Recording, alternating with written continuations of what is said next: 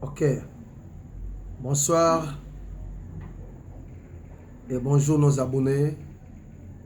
Partout où vous êtes, le Seigneur créateur Elohim, il a une pensée intrinsèque pour vous. Il pense de vous jour et nuit.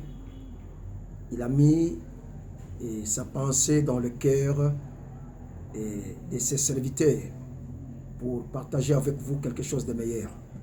Alors, j'aimerais que nous puissions partager avec moi quelque chose de très consistant dans Romains chapitre 12,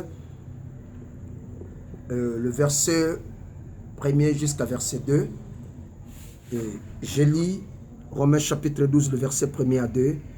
Je vous exhorte donc, frères, par les compassions de Dieu, à offrir vos corps comme un sacrifice vivant, saint, agréable à Dieu. Et ce qui sera de votre part un culte raisonnable. Le verset 2. Ne vous conformez pas au siècle présent, mais soyez transformés par le renouvellement de l'intelligence, afin que vous discerniez quelle est la volonté de Dieu et ce qui est bon, agréable et parfait. Alors, Seigneur, nous te bénissons pour ce moment. Bénis ce moment que nous allons passer avec nos abonnés. Au nom de Jésus-Christ. Amen. Alors, je partage en disant ceci. Vous savez, il y a nos ancêtres Adam et Ève. Dieu les a créés à son image et à sa ressemblance. Il les a placés dans un endroit que nous appelons le jardin Éden. Dieu a dit à nos ancêtres, et vous êtes le maître, le gérant, les chefs, les administrateurs de tout ce que vous voyez dans le jardin. Tout ce que vous voyez, vous pouvez manger, mais sauf le fruit qui sortira de cet arbre-là. Ne touche pas. Dieu n'a pas caché les conséquences qui viendront. Il a dit que le jour où vous allez manger le fruit qui sortira de cet arbre, et vous mourrez. Alors, l'homme, à la place d'obéir à la voix de son maître, lui, il accepte de désobéir à leur maître et à obéir à l'ennemi de leur papa. Le problème, c'était quoi?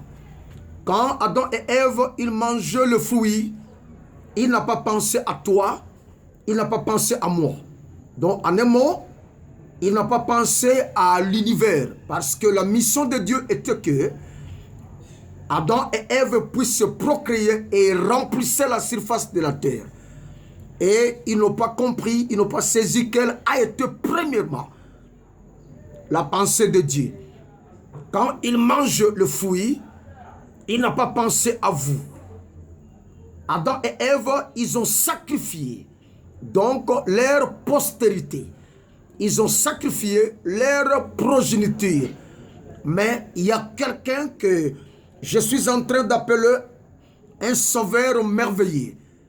Jésus-Christ. Lui, quand il est venu, il a reçu une mission auprès de son Père. Quelle a été sa mission? De mourir à la croix pour que l'humanité tout entière soit sauvée. Donc, dans ses pensées, et il avait la pensée de sauver l'humanité. Donc, il ne pouvait pas contourner la vision, il ne pouvait pas contourner la pensée de sauver l'humanité tout entière. Voilà la raison pour laquelle, quand les Juifs et les Romains l'ont attrapé, donc quand le Juif et le Romain ils ont arrêté Jésus pour l'amener dans une montagne de la place que nous appelons Golgotha. Jésus, il s'est abandonné entre les mains des impies. Jésus, il n'a pas ouvert sa bouche pour parler. Jésus, il n'a pas résisté pendant qu'on l'a mené.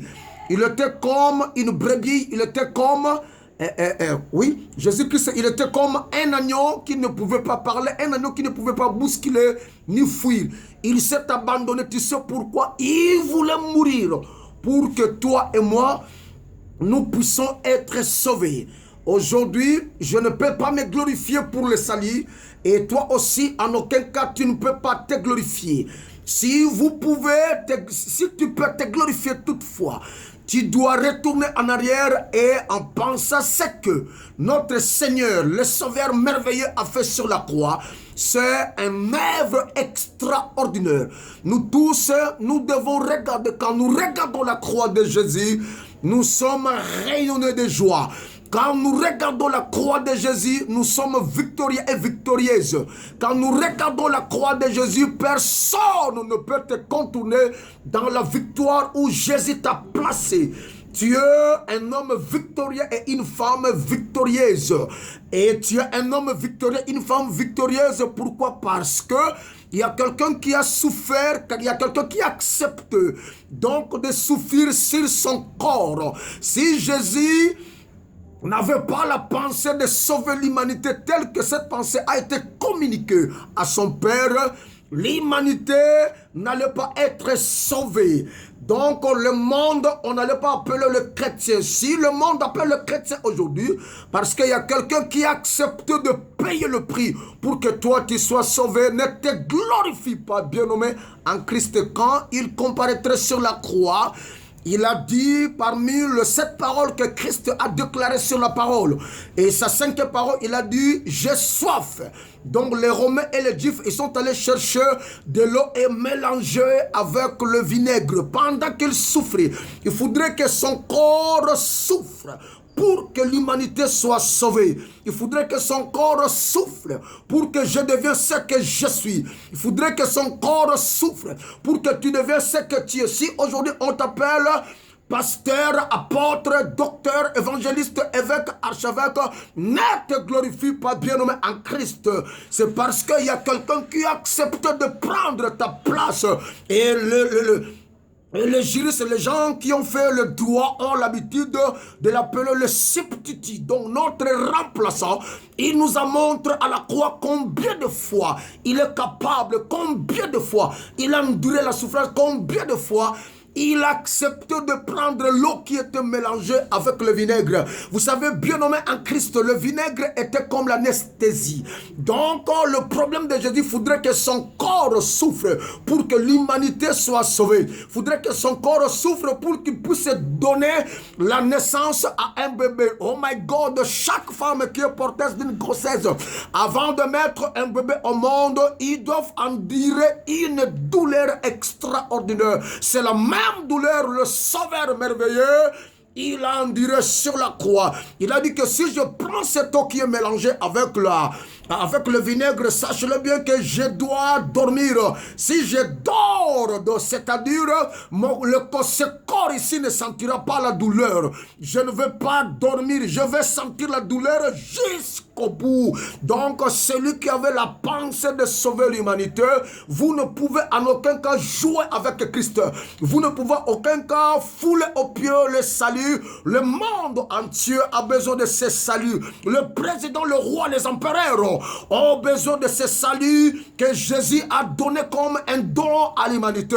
My God, si tu écoutes le son de ma voix, si tu n'es pas encore arrangé ta vie, l'heure est arrivée. Voici ton heure, c'est maintenant que tu dois donner ta vie à un sauveur merveilleux, celui qui accepte de mourir à la croix, celui qui accepte l'ignominie. Ils ont craché sur son visage, ils l'ont laissé à moitié nu.